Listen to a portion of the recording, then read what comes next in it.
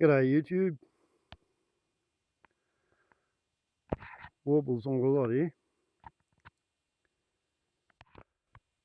Those of you who are paying attention, who've been watching the videos, will realise that we've had a few frosts, and the frosts have wreaked a bit of havoc on my firefighting plan. Look at that. A blowout in the neck of the valve. Well, as it happens, I could really bloody relate to that. Blowout in the neck. Once again, those of you who've been paying attention to my videos will be aware that I was expecting by now to have had a PEG tube, percutaneous enterogastric tube, installed in my abdomen. And no, that didn't happen. Went down to Coffs Harbour, turned up on time, booked into the hospital, got there with plenty of time to spare.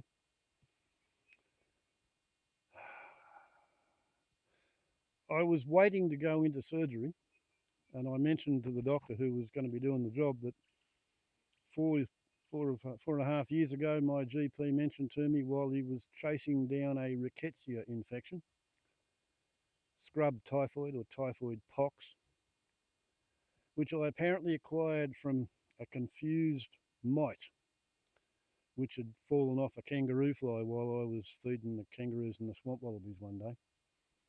So while he was chasing down this rickettsia infection, I had to have a standing x-ray, and he told me after that, oh, you got a bit of a hiatus hernia. And it's no secret that I drank too much for too long, and I run into the signs and symptoms of liver disease or liver damage. And therefore, I thought it might be a good idea if I tell this bloke that when he's pushing his tube down my esophagus, he's probably going to run into a few bits of scar tissue and stuff from A, the hiatus hernia perhaps, and B, some esophageal varices, which I had deduced must exist when they occasionally used to bleed. So I told this bloke, you can expect to find a hiatus hernia and maybe some scar tissue and strictures. Oh, he said, I better go and have a think about that. And then he said, look, we're going to put you under a CAT scanner and see what we can find of your anatomy before we start the procedure. So half or three quarters of an hour later, after a CAT scan, he comes and he says, I can't do this operation. He said, you haven't got a bit of a hiatus hernia. He said, half your stomach's on the wrong side of the diaphragm. He said, I can't radiographically guide a PEG tube in and put it in place because even if I went to a last-ditch effort and pulled your stomach back into the right place, it'd probably go back where it's used to being because it's been there for a while. He said, you're going to need to have a general anaesthetic and an open operation and pull your stomach down, staple it in place, suture up the hole in your diaphragm, then put the PEG tube in. And I said, yeah, and then I've got to wait 3 bloody weeks or so after that before I can have the first start of the treatment because I'm getting radiation, which can't start till 3 weeks after the teeth are gone. Well, it's 2.5 weeks since the teeth went. I'm having chemotherapy, and they can't start the chemotherapy until a couple of 3 weeks after the PEG tube goes in, because once they give you the chemotherapy, then nothing will heal. So the idea of waiting until some day next week to go back and have an operation, then come back and have 2 or 3 times, at least 2 more times, for a radiologist appointment, and then again for a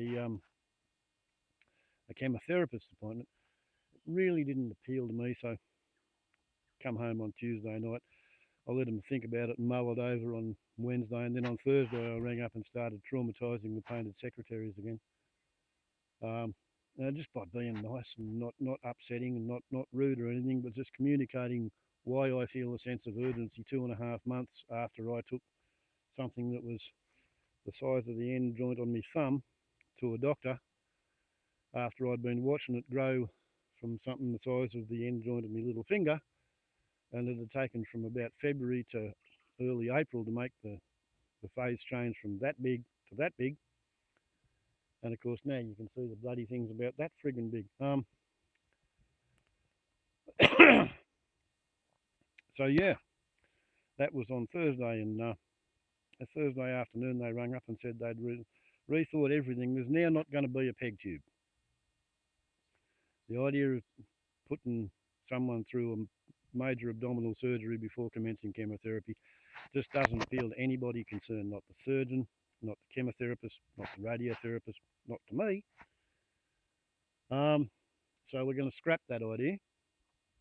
And that means next week I can go down on Tuesday, have all the radiation appointments, stay overnight, and on Wednesday have all the chemotherapy appointments, and then come home and have a week and a half to still be me, because I don't actually go down there and start getting cooked and poisoned until the 18th of July, which is still going to be something like a month to 5 weeks earlier than it would have been if we just plodded along with, let's have the peg tube installed in an operating theatre under a general anaesthetic, because I'm more of an oddball, more of a mutant, more of a weirdo than anybody thought. My anatomy doesn't even conform to the textbook. So, yeah, an interesting diversion in the saga of the treatment of cancer of the tonsil. But at least I don't have to have a reverse colostomy at all. And I was never happy with that idea, not the way I live up here, having to use a chainsaw 3 times a week, and I was going to get the thing put in a couple of days ago and then have to be up here for 3 weeks living my life with a friggin' hole in my belly. I wasn't looking forward to that at all. The new idea is that when it starts to get difficult to swallow, then they'll poke a nasogastric tube down. Well, I've nursed a lot of people with nasogastric tubes. I understand that. I can cope with that idea. So, yeah. In the meantime, I got 2 more Friday night feeds where I can go and be me.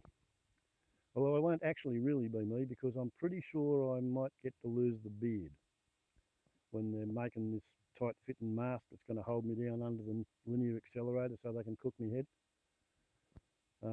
I did get told they'll have to shave the beard off to make the mask.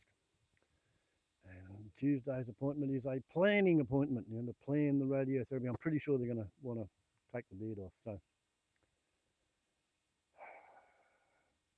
that's going to frighten the bystanders, because at the moment the only thing sort of stopping this from being scary in public places is the fact that it's hiding behind the beard. But, I don't have to look at it unless I look at a mirror, so it's not going to really bother me that much, because I'm on this side of the eyeballs. So there you go, that's the update for those who've been waiting and wondering, hoping and sending well wishes. And if there's a few trolls who've been hoping that I'd fallen off the edge, well, the trolls have been pretty well behaved, actually. Surprisingly so. I thought I'd have more trouble with them. And it turns out there's quite a few people who are sending me good luck and good wishes, and prayers as well. And I don't care what denomination they are. I'll take good wishes and hopes for a good outcome from anybody who cares to send them, because I can't deny that it's a little bit on the scary side. And with any sort of luck, a cross between getting my head cooked and being pumped full of poison, that might kill the cancer and let me live through it. At least that's where it looks at the moment. We just had something like 13 or 14 mils last night, and we still finished up with a blue sky day today, after having furiously chopped and carted and stacked and covered up firewood, getting ready for 4 or 5 days of rain, because that's what we were told by the Bureau of Meteorological guesswork. Yeah, only 13 or 14 mils. Don't know whether it'll come back during the night, hit us with more tomorrow and the next day, but yeah, at this stage, ½ inch is good.